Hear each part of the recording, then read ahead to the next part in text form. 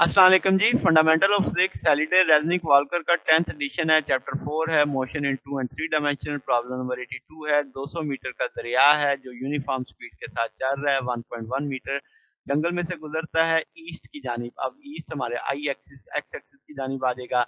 Explore the wishes leave the small clearing the south bank and cross the river in power boat so that the moves the constant speed. कश्ती की रफ्तार मुझे बता रहा है 4 metre per second है with respect to the water.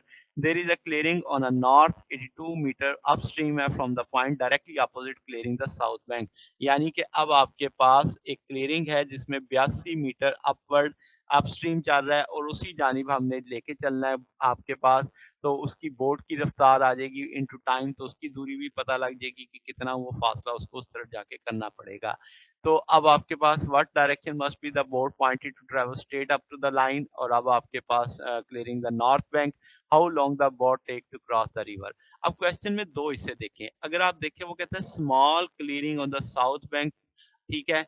अब आपने पावर बोट के साथ उसे जाना है with respect to the water. अब वाटर में जाने का मतलब है कि आपकी जो नॉर्थ बैंक है वो 82 अपस्ट्रीम है।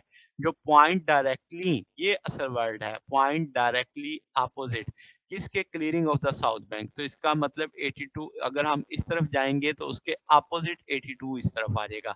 और बोट स्पीड भी हम इसी तरफ रखेंगे। तो ये आपके पास वी बी टी है। वी बी हमें पता है कितनी है, 4 है। सॉरी, आपके पास पानी की स्पीड कितनी है, 1.1 है। तो ये अब आपके पास इस तरफ लग जाएगा 1.1 इंटू टी। तो अब आप देखो ये दोनों जो आपके पास रिवर कैरी करेगा बोट को डाउन स्ट्रीम पे, जबकि बोट ने उसके मुखालिफ जाना है। तो बोट की रफ्तार ये है, उसको टाइम से ज़रब देंगे तो इसके बराबर होना चाहिए। तो ये मैंने चीज़ बराबर कर दी 40 टी। अब इसका दोनों साइड ट्रायंगल सी बन रही है। तो अब आप कह सकते हैं कि ये बोट इस तरफ को जाएगी। तो बोट की रफ्तार कितनी है, 4 मीटर पर सेकंड, टाइम उसको टी लगेगा।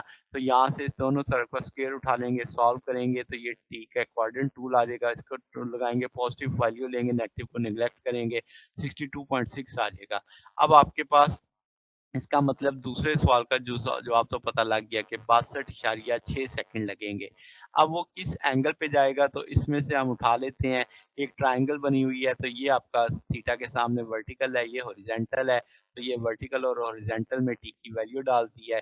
तो ये अब आपके पास 37 आ जाएगा। तो आप यहाँ पे थीटा है, ये थीटा नॉर्थ के लिहाज से है, तो नॉर्थ ऑफ ईस्ट आएगा आपके पास 37 डिग्री का ये एंगल बनेगा। तो ये जनाब आपके पास एग्जैक्ट जवाब होगा।